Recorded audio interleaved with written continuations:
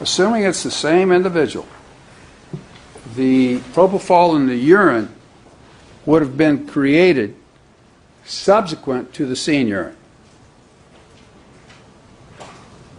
Yes, the urine collected from Michael Jackson had 0.15 propofol in it. Now, is propofol regularly eliminated from the body through the kidneys? Objection beyond his area of expertise. If you don't know, just that's If you know, fine. If you don't, tell us as well. Overruled. I don't know specifically how it is excreted. Okay.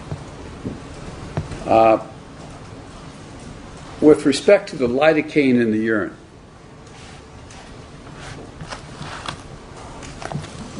you put down present. Is that because you didn't seek to quantify it?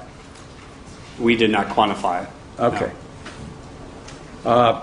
You analyzed for diazepam, and there was a very small amount in the blood. Correct? Yes, again, it's the present less than the lowest calibrator, which was a 0.10. So yes, it was small. Would that mean that there was no recent use of diazepam? No, not necessarily.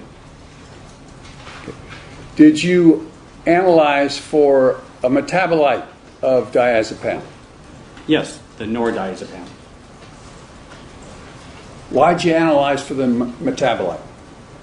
It's standard operating procedure that you typically analyze for parent as well as its metabolite. Well, I noticed you got lorazepam up there. And that's in a significant quantity in the blood, isn't it? The level that was detected actually is therapeutic, upper therapeutic range. I mean, it's a lot of lorazepam, isn't it? I'm sorry? It's quite a bit of lorazepam. 162 nanograms per mil is, again, it's upper therapeutic range. It's high therapeutic range. Would you be able to relate that 0.162 or the 0.169 in the femoral blood? Would you be able to relate that to milligrams of lorazepam used? The calculations to actually back extrapolate from concentration to the actual milligram dose given is actually a dangerous area when having to deal with postmortem blood samples. Yes, it can be done. People will do it. You can give an estimate, but there are assumptions that have to be made and specified in order to do it. And believe me, it's not an exact science. So yes, you will have people that will do that for you, but again, it's dangerous and there's a lot of assumptions made. What assumption do you have to have made? Objection beyond his area of expertise, Your Honor. Have you engaged in this type of research or analysis or aware of the findings? I am. I'm familiar with why you shouldn't be doing it. I'll overrule the objection. You can explain. In terms of assumptions, is that what your question? Yes, I want to know what assumptions you have to make.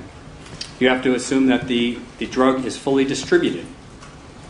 You have to assume that postmortem redistribution has not occurred, that that level in the heart blood is not falsely elevated, which elevates your calculation.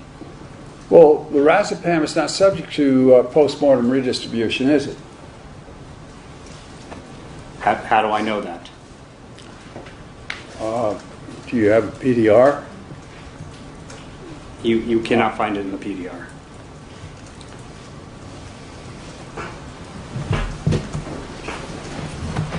So, as you sit here now, you don't know whether or not lorazepam will redistribute after death.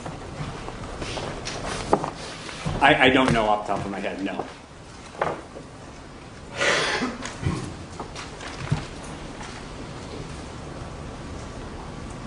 Are you familiar with a book written by an individual named Basselt? Yes. Disposition of toxic drugs and chemicals in man. Right. Could I approach the witness, Your Honor? Show counsel first, and you may. And may we turn on the lights? Sure. Thank you.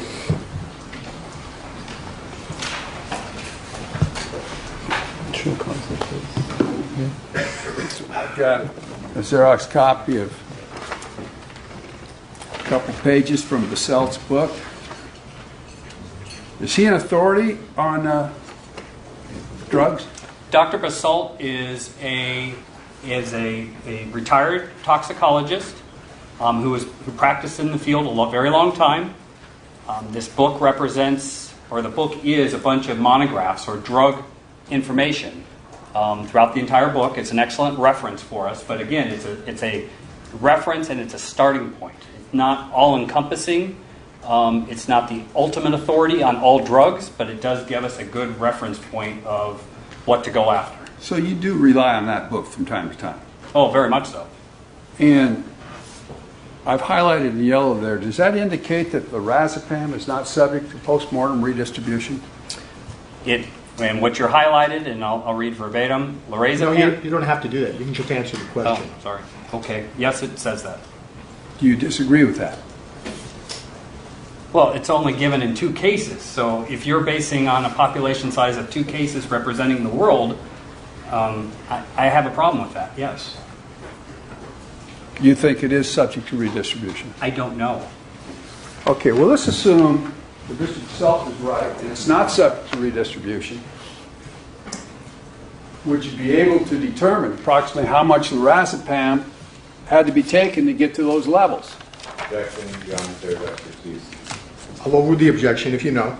Yes, I've done the calculations before. Well, how much would it be?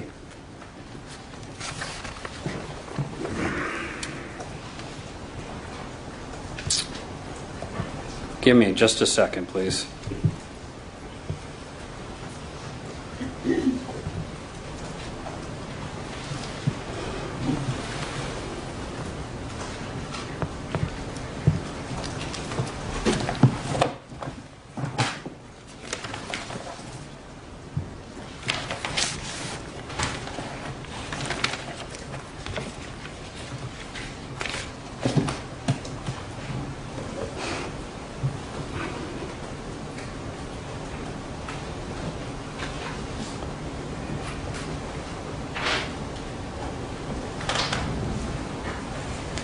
According to my notes that I was scribbling on,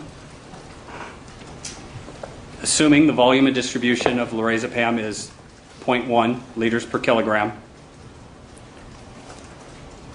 assuming the weight of the decedent is 68 kilograms, and we're basing it off of a 0.16 micrograms per mil, it's approximately 11 milligrams. That's what's present in the body. That's what's present to create that blood level if you assume it's at steady state, if you assume it was a one-time dose and it's not steady state. Well, excuse me, it's not chronic use.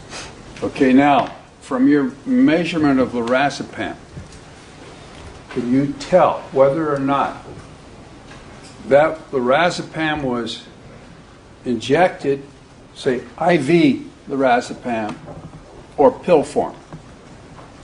You cannot tell route of administration through a blood level. Okay. Now, I noticed that there's no testing for a metabolite of lorazepam in your testing. Am I correct? That's correct. I'm not aware of a metabolite of lorazepam. So the test that was run here was just for the gross amount of lorazepam in the heart blood and the femoral blood. That's correct. Now, by virtue of your testing, are you able to determine how long prior to time of death the lorazepam was consumed? No. Are you familiar with the half-life of lorazepam? Yes. What figure do you use for half-life of lorazepam? Half-life of lorazepam is approximately 9 to 16 hours. So that would mean that, for example, if a person had 0.162 in their system, it'd take them about 9 hours at least, maybe up to 16 hours to metabolize down to a 0.08. Yes, that's true. Can we discuss what half-life is to the jury to educate them a little bit? Well, I thought we not just- unless there's a question. Okay. Thank you. Go ahead. Is half-life the time it takes a drug to divide it or to dissipate half of what's in your system? Yes. So it'd go from 0.162 to a 0.081 in somewhere between 9 and 16 hours. Approximate, yes. And that's important for purposes of getting the drug out of your system, correct? Correct. Now, if the lorazepam was taken by way of injection, 2 milligrams at 2 and 2 milligrams at 5, how long would it take to get that out of your system? Same half-life. Okay, do you know what levels you would have with those, what level of lorazepam you would start with before you started deducting for the half-life? No, I don't know. When you say that, you tested for the metabolite of diazepam, the Valium metabolite, is it your testimony that there's not a metabolite of lorazepam? There's not a metabolite of lorazepam that is commonly tested in the toxicology community. So it's very difficult to test for, is it called glucuronide? Glucuronide? Glucuronidase. Glucuronide? Glucuronidide. I can't pronounce it. Oh, now you've got me confused now, too. Glucuronide. Glucuronide. Okay. Okay. I think all of us need a little help with spelling. Are you able to do that? Yes. Travis? Glucuronide.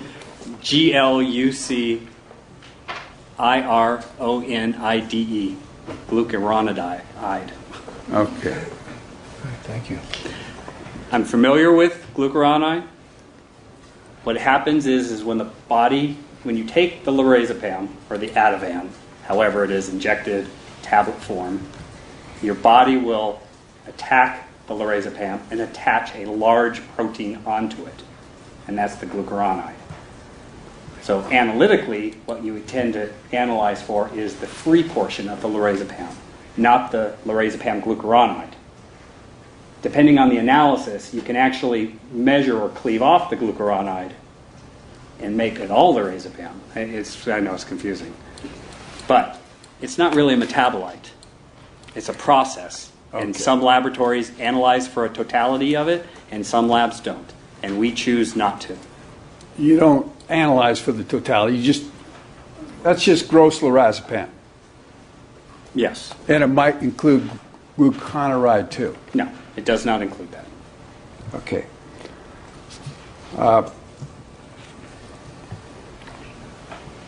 The heart blood and the femoral blood, both 0.162, 0.169, pretty consistent, aren't they? Very consistent, yes. And that would have a tendency to indicate that lorazepam is at equilibrium in the body, doesn't it? Potentially, yes. And it takes time for the body to reach equilibrium, doesn't it? Yes, yes. And so, would that be consistent with the lorazepam being in the body for a couple hours? I don't know. I like to agree with you, but I just don't know. Okay. on that one. I'd like for you to agree with me too. Now the heart blood, the hospital blood, femoral blood, and the vitreous, those aren't in equilibrium, are they?